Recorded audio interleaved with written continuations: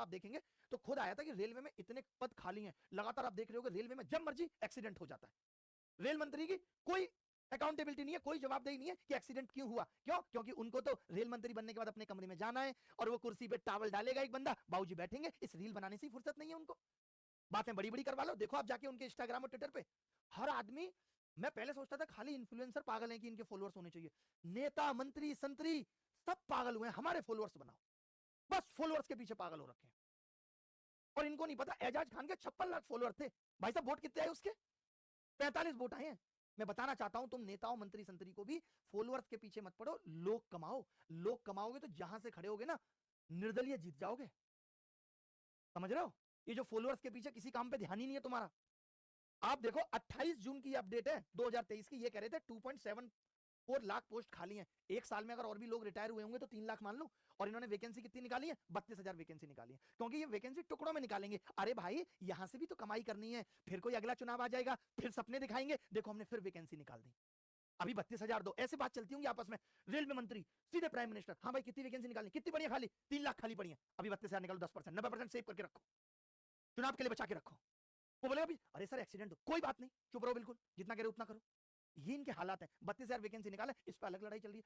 Twitter पे आप देखोगे हर दूसरे दिन इन्हीं बातों की लड़ाई है। बेरोजगार युवा, हम लोग तो मजबूर कर रहे हैं उसको सोशल मीडिया चलाने के लिए कि बेटा तुम ट्विटर पे आओ, ट्विटर पे ट्रेंड चलाओ, फिर शायद कोई मीडिया वाला तुम पे दया कर देगा तो वो तुम्हारा ट्विटर का ट्रेंड दिखा देगा। अरे ये नेताओं की मोटी चमड़िया हो गई है, अब इनको ट्विटर ट्रेंड वगैरह से कहां फर्क पड़ता है। एमपीपीएससी के एग्जाम को लेकर के कमीशन के सामने 10 दिन आंदोलन चलता रहा, टीचर्स ने आंदोलन किया, आमरण अनशन किया, बच्चों ने किया, तब तो इनके कान पे जू रेंगती नहीं है। अब इनको ट्विटर से फर्क पड़ता है, अब तो ये देखते भी नहीं आएगा ट्विटर पे कर रहा है, ब्लॉक कर दो। अरे हमारे देश के प्रधानमंत्री को वक्त नहीं है कि कभी वो बेरोजगारी पे आकर के कभी मुख्यमंत्रियों की क्लास लगाए कि तुम्हारे हर एग्जाम लीक हो रहा है। क्या मैं ये सब न्यूज देखता ही नहीं, मैं नहीं देखता ट्विटर पे क्या ट्रेंड चल रहा है। मैंने अपना फिल्टर किया हुआ है कि 18 साल से लेकर के 30 साल के लोगों की कोई बात मुझे दिखाई नहीं देगी, मैं सिर्फ इन्फ्लुएंस देखूंगा, इन्फ्लुएंसर देखूंगा।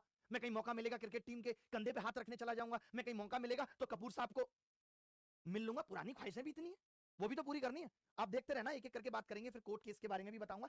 80 विभाग में 9.56 लाख पद खाली, डिफेंस में 2.5 लाख, इतने पद खाली हैं लेकिन कोई नौकरी नहीं आएगी। ऊपर से टैक्स अलग लेवल पे भाग रहा है, देख रहे हो, फॉर्म भरने पे टैक्स लगा दिया। श्री निर्मला सीतारमन जी ने, क्या बोलते हैं इनको शॉर्टकट में, निम्मोताई ने, इन्होंने यूआर कैटेगरी की एप्लीकेशन फीस 1,000 रुपए, 18% इस पर टैक्स लगा दिया। टैक्स लगाने में तो कहीं नहीं चूक रहे, जहां पे लोग आके कहते हैं कि सरकार के पास पैसा नहीं है, हमारा गरीब देश है। अरे तुम फॉर्म से लेकर के हर जगह जीएसटी वसूल रहे हो, तुम्हारे पास पैसा नहीं है। क्यों नहीं है भाई पैसा? भारत के पास रिसोर्सेज तो खूब है, तमाम कोयले की खान से लेकर के भारत पूरी दुनिया में गेहूं का एक्सपोर्ट करता है, और एक्सपोर्ट बोलेंगे ना, इंपोर्ट नहीं ना, सही है मेरी इंग्लिश, ठीक है। और आप देखो ये सब चल रहा है देश के अंदर, कोई आवाज उठाने वाला नहीं है, कोई बोलने वाला नहीं है। कंगना रनौत का एक डायलॉग याद आता है, वो कहती थी मेरे घर में पानी आ रहा, दूसरे के में नहीं आ रहा तो मैं चिल्लाऊंगी। और देखो फिल्म टैक्स फ्री हो रही है, बेरोजगार और गरीब बच्चे से टैक्स की वसूली हो रही है। आज उन्होंने बीजेपी ज्वाइन कर ली तो अब वो भी कुछ नहीं बोल रहे, वो तो कहते वैसे ये बेरोजगार किसान, मतलब अगर आप आंदोलन करोगे और आंदोलन में किसी अपोजिशन लीडर पार्टी ने आपको सपोर्ट कर दिया तो समझ लो वो आंदोलन पॉलिटिकल है। बच्चों का दर्द समझने वाला कोई नहीं है। देश किस दिशा में जा रहा है मैं तो समझ नहीं पा रहा हूं, पागल हो रहा हूं, बट मैं ये लड़ाई तो लड़ूंगा। मैंने सोच लिया। आप एसएससी का देखोगे, आप कहते हो ना एसएससी में एक कमी नहीं है, एसएससी में एक कमी है, दो कमी है। आप देखो 2022 की वैकेंसी में ये लोग कह रहे थे कि इंटेलिजेंस ब्यूरो की जो पोस्ट है एओएसओ की आईबी में, दुर्गा जी ये कह रहे थे कलर ब्लाइंडनेस नो, यानी जो बंदा कलर ब्लाइंडनेस है वो नहीं चलेगा, ये कह रहे थे। अब ये कह रहे हैं 2024 की वैकेंसी में कि आईबी में मिनिस्ट्री ऑफ होम अफेयर्स में यस। क्या वाहियातपन चल रहा है? तुम पहले फिक्स कर लो कि किस पोस्ट में तुमको कलर ब्लाइंडनेस बंदा चलेगा और किस में नहीं चलेगा। ऐसा 2 साल में क्या हो गया? कोई नए चश्मे इजाद कर दिए तुमने कि वो पहना दोगे बच्चे को? बताओ।